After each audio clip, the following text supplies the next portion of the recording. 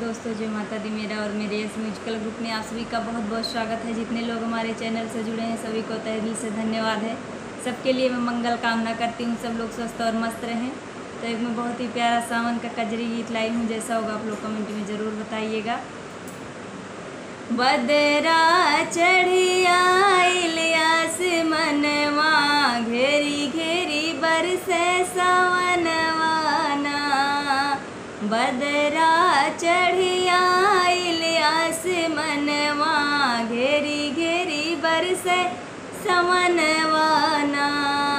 घेरी घेरी बरसे सावनवाना, बदरा चढ़ी आइल आसमनवा, घेरी घेरी बरसे सावनवाना। झुर झुर बहे पवन पुरवैया, सावन मास के चढ़ल समैया। झुर झुर बहे पवन पुरवैया, सावन मास के चढ़ल समैया।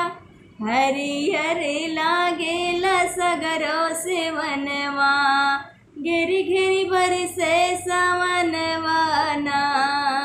हरियर लागेला सगरो सेवनवा, घेरी घेरी बरसे सावनवाना। बदरा चढ़ी आइल आसमनवा, घेरी घेरी बरसे सावनवाना।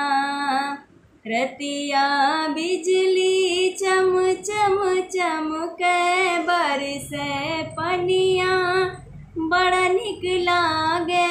रतिया बिजली चम चम चमके, बरसे पनिया बड़ा निक लागे।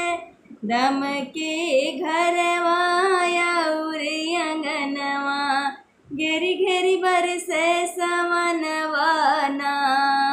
दम के घरवा और अंगनवा, घेरी घेरी बरसे सावनवाना। बदरा चढ़ी आइल आसमनवा, घेरी घेरी बरसे सावनवाना। घेरी घेरी बरसे सावनवाना।